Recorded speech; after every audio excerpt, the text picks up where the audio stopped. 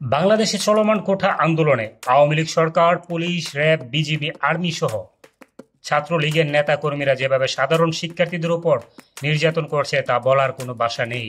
চলছে গুম ও হত্যা, বন্ধ করে রেখেছিল ইন্টারনেট। আন্দোলন যখন চরম পর্যায়ে, ঠিক তখনই ভারতের যেভাবে শেখ হাসিনার ক্রাইসিস ম্যানেজমেন্টে এগিয়ে এলো তাই বলবো আপনাদের।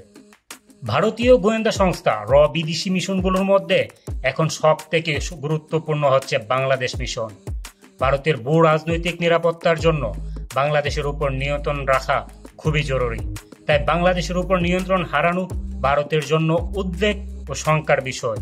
গত প্রায় ১.৫ দশকে এর বড় চ্যালেঞ্জ ছিল বিডিআর বিদ্রোহ এবং ২০১৪ সালের নির্বাচনে যেভাবেই হোক আওয়ামী লীগ সরকারকে নিয়ে আসা। এই চ্যালেঞ্জে ভালোভাবেই সফল হয়েছে। ২০২৪ সালেও আওয়ামী লীগকে ক্ষমতায় রাখতে তারা সফল হয়েছে। দিল্লির কূটনৈতিক সূত্রগুলো বলছে ২০২৩ সালের মে মাসে মার্কিন ভিসা নীতি ঘোষণার পর শেখ হাসিনার মালদ্বীপ সফরে এর তৎকালীন চিফ ও বাংলাদেশে দায়িত্ব পালন করা দুজন সাবেক হাই কমিশনারের সঙ্গে শেখ হাসিনা ও শেখ রেহানা দীর্ঘ বৈঠক করেন। মূলত ওই বৈঠকেই যুক্তরাষ্ট্রকে বশ করার পরিকল্পনা ঠিক করা হয়। ওই পরিকল্পনাতেও সফল হয়েছে। তাই ৭ই জানুয়ারি নির্বাচনের পর শেখ হাসিনা এর উপর নির্ভর ছিল। সম্প্রতি শেখ হাসিনা দিল্লি সফরে গিয়ে এর সাহায্যের প্রতিদান স্বরূপ ভারতের সঙ্গে ৩টি চুক্তি করেছেন। आइए बांग्लादेश में देखिए बांग्लादेश को कितना कुछ हमने कर पाया और सामने क्या करेंगे। तो বাংলাদেশের বিরোধী রাজনৈতিক দলগুলো বলছে এসব চুক্তিতে ভারতকে সুবিধা দেওয়া হয়েছে একতরফাভাবে। মংলা বন্দরের নিয়ন্ত্রণ ও পরিচালনা ভারতকে দেওয়া হয়েছে। বাকি দুটো হচ্ছে বাংলাদেশের ভিতর দিয়ে আসাম ও ত্রিপুরায় রেল চলাচলের করিডোর ও তিস্তা নদী প্রকল্প। মংলা ও রেল করিডোর চুক্তি শেষ পর্যন্ত হলেও তিস্তা প্রকল্প থেমে যায় বাংলাদেশের কিছু আমলার উদ্দেশ্য প্রণীত কালক্ষেপণের কারণে। চুক্তির খসড়া প্রস্তুত হয়নি বলে কৌশলে চুক্তির বিষয়টি এড়িয়ে যাওয়া হয় বাংলাদেশের পক্ষ থেকে। বাংলাদেশের আমলাদের একটি সূত্র বলছে রেল করিডোর চুক্তি সংক্রান্ত ফাইল দিল্লির বাংলাদেশি হাই কমিশন বা রেল মন্ত্রণালয়ে নেই। এই ফাইলটি প্রধানমন্ত্রী শেখ হাসিনার কাছে আছে। কারণ চুক্তির একটি ধারায় বলা হয়েছে চলন্ত রেলে ভারত কি পরিবহন করবে তা বাংলাদেশ কর্তৃপক্ষ দেখতে ও জানতে পারবে না। তবে ভারতীয় রেল বাংলাদেশ ভূখণ্ডে কোনো নিরাপত্তাজনিত সংকটে পড়লে বাংলাদেশ নিরাপত্তা বাহিনীকে সহযোগিতা করবে ভারতীয় নিরাপত্তা বাহিনী। মানে বাংলাদেশে ভারতের সৈন্য প্রবেশ করতে পারবে তাদের রেলকে নিরাপত্তা দেওয়ার কথা বলে। অনেকেই মনে করছেন এই চুক্তি করে ভারত মূলত বাংলাদেশে সৈন্য পাঠানোর এক ধরনের বন্দোবস্ত করে রাখলো। এই ৩টি চুক্তির বিষয় ফাঁস হওয়ার পর চীন শেখ হাসিনার উপর নাখোশ হয়। চীনের ধারণা বাংলাদেশের রেল করিডোর দিয়েই ভারতের উত্তর পূর্বাঞ্চলে চীনকে ঠেকাতে সামরিক সরঞ্জাম পরিবহন করা হবে। এ কারণেই শেখ হাসিনার চীন সফর প্রত্যাশিত সফলতা পায়নি। চীনের পক্ষ থেকে একরকম শীতল আচরণই করা হয়েছে।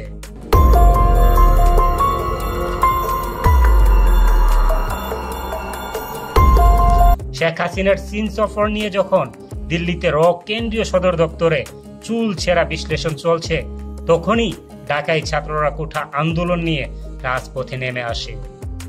এই আন্দোলনের গতিবিধির উপর নজর রাখার বিশেষ দায়িত্ব দেওয়া হয়েছিল এক নবীন বাঙালি কর্মকর্তাকে। ওই বাঙালি কর্মকর্তা ১৭ জুলাই পাঠানো তথ্য পেয়ে বিচলিত হয়ে পড়েন ঊর্ধ্বতন কর্মকর্তারা। দিল্লিতে এর কাছে তথ্য আসে ঢাকায় সাধারণ শিক্ষার্থীদের উপর গুলির নির্দেশ দিয়েছে পুলিশের হাই কমান্ড। শুরুতে এটা পুলিশের সাবেক মহাপরিদর্শক বেনজির আহমেদের অনুসারীদের কাজ হিসেবে ভাবলেও পরে তারা জানতে পারে সরকারের উচ্চ মহল বেশ ঘৃণাসূচক শব্দ উচ্চারণ করেই গুলির নির্দেশ দিয়েছে। পুলিশ গুলি করে থামানোর চেষ্টা করলেও ২৪ ঘন্টার মধ্যে পরিস্থিতি নিয়ন্ত্রণের বাইরে চলে যায়। ১৮ জুলাই উভয় দেশের সরকার বিচলিত হয়ে পড়ে। দিল্লিতে শেখ হাসিনার কন্যা সাইমা ওয়াজেদ পুতুল বেশ কয়েকজন ভারতীয় কূটনীতিকের সাথে আলোচনা করে জানায় পরিস্থিতি বিডিআর বিদ্রোহের চেয়েও ভয়াবহ। তিনি বলেন, আওয়ার স্টুডেন্ট হ্যাজ রিভেইলেড। এরপর শেখ হাসিনার সঙ্গে র প্রধানের সরাসরি ফোন আলাপ হয়। ওই আলাপে কারফিউ জারির বিষয়টি উঠে আসে এবং শুক্রবার জুমার নামাজের পর আন্দোলনে জামাত শিবির প্রবেশ করতে পারে বলে বাংলাদেশের পক্ষ থেকে ভারতকে বার্তা দেওয়া হয়। টেলিফোন আলোচনায় র এর পক্ষ থেকে কারফিউ জারির পরামর্শ দেওয়া ও পাশাপাশি দ্রুত একটি দল পাঠানোর প্রতিশ্রুতি দেওয়া হয়।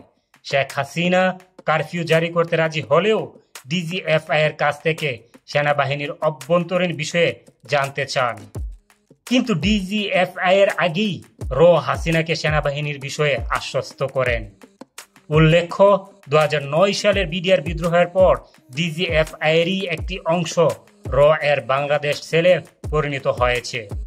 এরাই মূলত ভারতকে বাংলাদেশ সেনাবাহিনীর সব তথ্য সরবরাহ করে থাকে। এই সেল ভারতের কাছ থেকে সামরিক অস্ত্র কেনা সহ নানা বিষয়ে বাংলাদেশ সেনাবাহিনীকে প্রভাবিত করে। র ও শেখ হাসিনার ধারণা ছিল কারফিউ জারি ও ইন্টারনেট বন্ধ করে দিলে পুরো পরিস্থিতি নিয়ন্ত্রণে আসবে। কিন্তু শনিবার ঢাকায় কারফিউ ভেঙে মানুষ রাস্তায় নেমে আসে এবং অর্ধশত নিহত হয় বলে তথ্য যায় দিল্লিতে। একই সঙ্গে র জানতে পারে আওয়ামী লীগের একাংশের নীরব সমর্থন রয়েছে আন্দোলনের প্রতি। এ অবস্থায় শনিবার দিল্লি ও কলকাতায় একাধিক বৈঠক করে ভারতীয় নীতি নির্ধারকরা। পরামর্শ নেওয়া হয় বাংলাদেশের উপর নজর রাখা। সাংবাদিক ও মালদ্বীপে বৈঠকে থাকা ওই দুই ভারতীয় সাবেক কূটনৈতিকেরও।